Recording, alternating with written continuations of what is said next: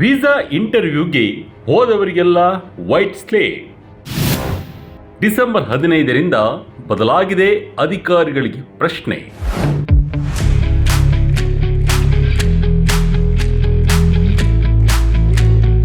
H1B, H4, F1 student visa ಇಂಟರ್ವ್ಯೂಗೆ ಹೋಗ್ತಿರೋರಿಗೆ ಈಗ consulate ಅಧಿಕಾರಿಗಳು white slip ಕೊಟ್ಟು ಕಳಿಸ್ತಿದ್ದಾರೆ. ಡಿಸೆಂಬರ್ 15ರಿಂದ ಅಮೆರಿಕದ ವೀಸಾ ಪ್ರಕ್ರಿಯೆಯಲ್ಲಿ ಒಂದು ದೊಡ್ಡ ಬದಲಾವಣೆ ಆಗಿರೋದು ನಿಮಗೆಲ್ಲ ಗೊತ್ತೇ ಇದೆ.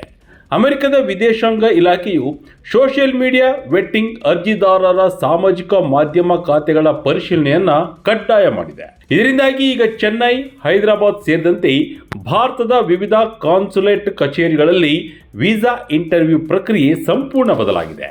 ಕೇವಲ ನಿಮ್ಮ ವೀಸಾ ಇಂಟರ್ವ್ಯೂ ಮಾತ್ರ ಅಲ್ಲ, ನೀವು 10 ವರ್ಷಗಳ ಹಿಂದೆ ಫೇಸ್ಬುಕ್ನಲ್ಲಿ ಹಾಕಿದ ಪೋಸ್ಟ್ ಅಥವಾ ಯೂಟ್ಯೂಬ್ನಲ್ಲಿ ಮಾಡಿದ ಒಂದು ಚಿಕ್ಕ ಕಮೆಂಟ್ ಕೂಡ ನಿಮ್ಮ ಅಮೆರಿಕ ವೀಸಾಗೆ ಕುತ್ತು ತರೋ ಸಾಧ್ಯತೆ ಇದೆ. ಹೊಸ ರೂಲ್ಸ್ ಜಾರಿಗೆ ಬಂದ ದಿನವೇ ಸಂದರ್ಶನಕ್ಕೆ ಹಾಜರಾಗಿರುವ ಅಭ್ಯರ್ಥಿಗಳು ತಮ್ಮ ಅನುಭವವನ್ನು ಸಾಮಾಜಿಕ ಮಾಧ್ಯಮಗಳಲ್ಲಿ ಹಂಚಿಕೊಂಡಿದ್ದಾರೆ. ಈಗ ಅಧಿಕಾರಿಗಳು ಯಾವ ರೀತಿಯ ಪ್ರಶ್ನೆ ಕೇಳ್ತಿದ್ದಾರೆ? ಬಹುತೇಕ ಎಲ್ಲರ ಕೈಗೂ ಕೊಟ್ಟು ಕಳಿಸ್ತಿರೋ 221G ಸ್ಲಿಪ್ ಏನು? ಸೋಷಿಯಲ್ ಮೀಡಿಯಾ ಚೆಕಿಂಗ್ ಹೇಗೆ ನಡೀತಾ ಇದೆ? ಎಲ್ಲದರ ಬಗ್ಗೆ ವಿವರ ಈ ವಿಡಿಯೋದಲ್ಲಿದೆ. ಎಲ್ಲರಿಗೂ ಸೋಷಿಯಲ್ ಮೀಡಿಯಾ ಪ್ರಶ್ನೆ. ಇನ್ನು ಮುಂದೆ ವೀಸಾ ಸಿಗೋದು ಇನ್ನಷ್ಟು ತಡ. ಅಮೆರಿಕದ ಎಲ್ಲ ಕಾನ್ಸುಲೇಟ್ ಕೇಂದ್ರಗಳು ಮತ್ತು ಎಂಬೆಸಿಗಳೆಲ್ಲ ಡಿಸೆಂಬರ್ 15ರಿಂದ ಸೋಷಿಯಲ್ ಮೀಡಿಯಾ ಪರಿಶೀಲನೆ ಪ್ರಕ್ರಿಯೆಯು ಶುರುವಾಗಿದೆ. ಇದರ ಮುಖ್ಯ ಉದ್ದೇಶ ಅಮೆರಿಕಕ್ಕೆ ಬರುವವರ ಹಿನ್ನೆಲೆಯನ್ನು ಜಾಲಾಡುವುದು. ಆದರೆ ಇದರಿಂದ ಆಗಿರುವ ಸಮಸ್ಯೆ ಏನಂದರೆ ವೀಸಾ ಇಂಟರ್ವ್ಯೂ ಪ್ರಕ್ರಿಯೆಯು ಇನ್ನಷ್ಟು ನಿಧಾನ ಆಗ್ತಾ ಇದೆ. ಮೊದಲು ಒಂದು ದಿನಕ್ಕೆ ಎಷ್ಟು ಜನರಿಗೆ ಇಂಟರ್ವ್ಯೂ ಮಾಡಲಾಗುತ್ತಿತ್ತೋ ಈಗ ಆ ಸಂಖ್ಯೆಯನ್ನು ಇನ್ನಷ್ಟು ಕಡಿಮೆ ಮಾಡಲಾಗಿದೆ. ಯಾಕೆಂದರೆ ಪ್ರತಿಯೊಬ್ಬರ ಸೋಷಿಯಲ್ ಮೀಡಿಯಾ ಖಾತೆಗಳನ್ನು ಚೆಕ್ ಮಾಡಲು ಸಮಯ ಬೇಕಾಗ್ತಿದೆ. ಇದರ ಪರಿಣಾಮವಾಗಿ ಡಿಸೆಂಬರ್ನಲ್ಲಿ 2ನೇ ವಾರದ ನಂತರ ನಿಗದಿಯಾಗಿದ್ದ ನೂರಾರು ಇಂಟರ್ವ್ಯೂ ಅಪಾಯಿಂಟ್ಮೆಂಟ್ಗಳನ್ನು ರದ್ದು ಮಾಡಿ 3-4 ತಿಂಗಳು ಮುಂದಕ್ಕೆ ರೀಶೆಡ್ಯೂಲ್ ಮಾಡಲಾಗಿದೆ.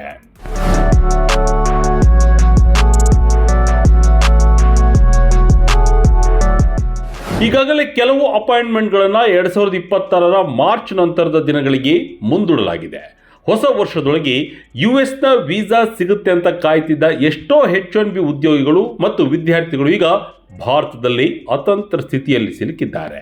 ಹೊಸ ನಿಯಮ ಜಾರಿಯಾದ ದಿನವೇ ಚೆನ್ನೈ ಕಾನ್ಸುಲೇಟ್ನಲ್ಲಿ ಏನಾಯಿತು ಅನ್ನೋದರ ಬಗ್ಗೆ ಒಬ್ಬ ವ್ಯಕ್ತಿ ರೆಡ್ಡಿಟ್ ಸೋಷಿಯಲ್ ಮೀಡಿಯಾದಲ್ಲಿ ತಮ್ಮ ಅನುಭವ ಹಂಚಿಕೊಂಡಿದ್ದಾರೆ. ಇವರ ಅಪಾಯಿಂಟ್ಮೆಂಟ್ ರದ್ದು ಆಗಿರಲಿಲ್ಲ, ಆದರೆ ಇವರಿಗೆ ಆದ ಅನುಭವ ತುಂಬ ವಿಚಿತ್ರವಾಗಿತ್ತು.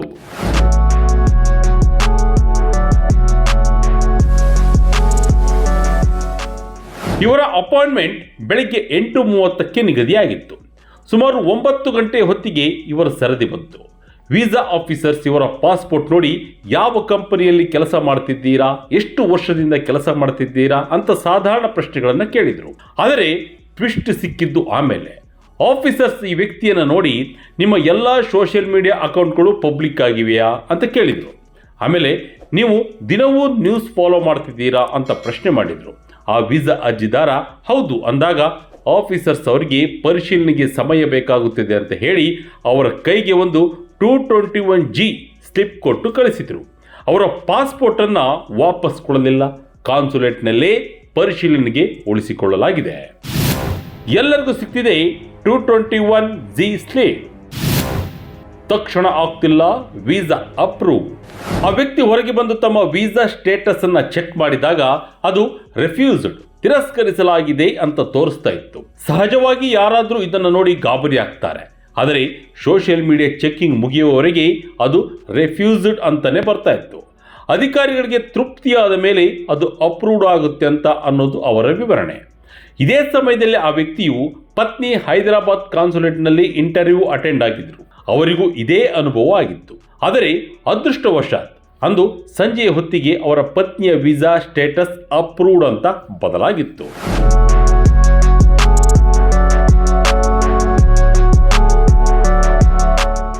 ಇದರಿಂದ ನಮಗೆ ಅರ್ಥ ಆಗುವುದೇನೆಂದರೆ ಇನ್ನು ಮುಂದೆ ವೀಸಾ ಅಪ್ರೂವಲ್ ಅಥವಾ ರಿಜೆಕ್ಷನ್ ಸ್ಥಳದಲ್ಲೇ ನಿರ್ಧಾರ ಆಗಲ್ಲ. ಸೋಷಿಯಲ್ ಮೀಡಿಯಾ ಚೆಕ್ ಮಾಡಿದ ಮೇಲೇ ಎಲ್ಲವೂ ನಿರ್ಧಾರ ಆಗುತ್ತೆ.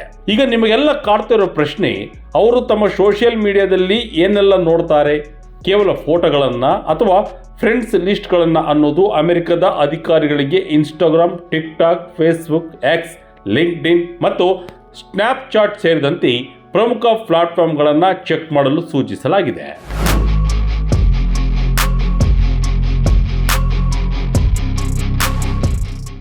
ನೀವು ಆನ್ಲೈನ್ನಲ್ಲಿ ಹಾಕಿರುವ ನಿಮ್ಮ CV ಅಥವಾ ಬಯೋಡಾಟಾ ಯಾವುದೋ ವಿಚಾರಗಳ ಬಗ್ಗೆ ನೀವು ಬರೆದಿರೋ ಪರ್ಸನಲ್ ಬ್ಲಾಗ್, ಪಬ್ಲಿಕ್ ಫೋರಮ್ಗಳಲ್ಲಿ ನೀವು ಮಾಡಿರೋ ಚರ್ಚೆಗಳು, ಅತ್ಯಂತ ಮುಖ್ಯವಾಗಿ ನೀವು ಯಾರದೋ ಯೂಟ್ಯೂಬ್ ವಿಡಿಯೋ ಕೆಳಗೆ ಅಥವಾ ಫೇಸ್ಬುಕ್ ಪೋಸ್ಟ್ ಕೆಳಗೆ ಹಾಕಿರೋ ಕಮೆಂಟನ್ನು ಕೂಡ ಅವರು ಪರಿಶೀಲಿಸಬಹುದು. ನಿಮ್ಮ ಹೆಸರು, ಇಮೇಲ್ ID ಅಥವಾ ಫೋನ್ ನಂಬರ್ ಲಿಂಕ್ ಆಗಿರೋ ಯಾವುದೇ ಮಾಹಿತಿಯನ್ನು ಅವರು ಹುಡುಕಬಹುದು. ಒಂದು ವೇಳೆ ನೀವು ಅಮೆರಿಕದ ವಿರುದ್ಧವಾಗಿ ಅಥವಾ ಅಲ್ಲಿನ ಭದ್ರತೆಗೆ ಧಕ್ಕೆ ತರುವಂತಹ ಯಾವುದೇ ಹಳೆಯ ಪೋಸ್ಟ್ ಅಥವಾ ಕಮೆಂಟ್ ಹಾಕಿದರೂ ವೀಸಾ ರಿಜೆಕ್ಟ್ ಆಗೋ ಚಾನ್ಸಸ್ ಜಾಸ್ತಿ ಇರುತ್ತೆ.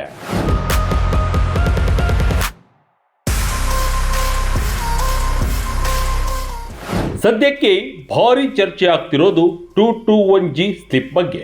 ಯಾವಾಗ ವೀಸಾ ಆಫೀಸರ್ಸ್ ನಿಮ್ಮ ವೀಸಾವನ್ನು ತಕ್ಷಣವೇ ಅಪ್ರೂವ್ ಅಥವಾ ರಿಜೆಕ್ಟ್ ಮಾಡೋಕ್ಕೆ ಸಾಧ್ಯ ಆಗುವುದಿಲ್ಲವೋ ಆಗ ಈ ಸ್ಲಿಪ್ ಕೊಡ್ತಾರೆ. ಇದರ ಅರ್ಥ ನಿಮ್ಮ ಅಪ್ಲಿಕೇಶನ್ ಬಗ್ಗೆ ನಾವು ಇನ್ನೂ ಹೆಚ್ಚಿನ ಪರಿಶೀಲನೆ ನಡೆಸಬೇಕಿದೆ ಅಥವಾ ಹೆಚ್ಚುವರಿಯಾಗಿ ಕೆಲವು ದಾಖಲೆಗಳು ಬೇಕಿವೆ ಅನ್ನೋದನ್ನು ಈ ಸ್ಲಿಪ್ ಸೂಚಿಸುತ್ತೆ. ಆ ರೆಡಿಟ್ ಬಳಕೆದಾರರಿಗೆ ಸಿಕ್ಕ ಸ್ಲಿಪ್ನಲ್ಲಿ your application requires additional administrative processing ಅಂತ ಇತ್ತು. ಅಂದರೆ ನಿಮ್ಮ ಅರ್ಜಿಗೆ ಹೆಚ್ಚಿನ ಆಡಳಿತಾತ್ಮಕ ಪ್ರಕ್ರಿಯೆ ಅಥವಾ ಪರಿಶೀಲನೆ ಅಗತ್ಯವಿದೆ ಅಂತ ಬರೆಯಲಾಗಿತ್ತು. ಈಗಿನ ಸೋಷಿಯಲ್ ಮೀಡಿಯಾ ನಿಯಮದಿಂದಾಗಿ ಬಹುತೇಕ ಎಲ್ಲರಿಗೂ ಈ ಸ್ಲಿಪ್ ಸಿಗುವ ಸಾಧ್ಯತೆ ಇದೆ. ಯಾಕೆಂದರೆ ಮುಂಚಿತವಾಗಿಯೇ ಅರ್ಜಿದಾರರ ಸೋಷಿಯಲ್ ಮೀಡಿಯಾ ಚೆಕ್ ಮಾಡೋದು ಅಥವಾ ಸ್ಥಳದಲ್ಲೇ ಪರಿಶೀಲನೆ ಮಾಡುವಷ್ಟು ಸಮಯ ಅಧಿಕಾರಿಗಳಿಗೆ ಸಿಕ್ಕಿಲ್ಲ.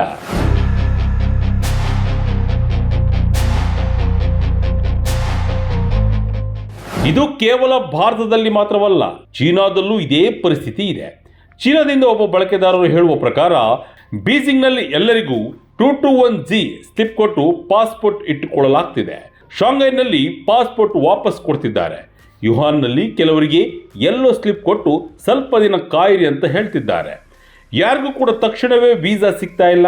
ನೀವು ಕೂಡ US ವೀಸಾ ಇಂಟರ್ವ್ಯೂಗೆ ಹೋಗೋರಿದ್ದರೆ ನಿಮ್ಮ ಸೋಷಿಯಲ್ ಮೀಡಿಯಾ ಖಾತೆಗಳ ಬಗ್ಗೆ ಎಚ್ಚರವಿರಲಿ.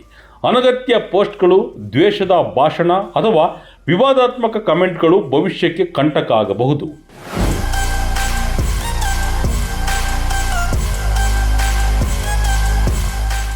ಹಾಗೆ ಸಂದರ್ಶನಕ್ಕೆ ಹಾಜರಾಗೋಕ್ಕೆ ಮುಂಚೆ ಸೋಷಿಯಲ್ ಮೀಡಿಯಾ ಪ್ರೊಫೈಲ್ಗಳನ್ನು ಪಬ್ಲಿಕ್ ಮಾಡಬೇಕಾಗುತ್ತೆ. ಇನ್ನು ಡಿಸೆಂಬರ್ನಲ್ಲಿ ನಿಗದಿಯಾಗಿದ್ದ ನಿಮ್ಮ ಅಪಾಯಿಂಟ್ಮೆಂಟ್ ರದ್ದಾಗಿದ್ದರೆ ಇಮೇಲ್ ಚೆಕ್ ಮಾಡ್ತಾ ಇರಿ. ಈ ಹೊಸ ರೂಲ್ಸ್ ಬಗ್ಗೆ ನಿಮ್ಮ ಅಭಿಪ್ರಾಯವೇನು? ಕಮೆಂಟ್ ಮಾಡಿ ನಮಗೆ ತಿಳಿಸಿ.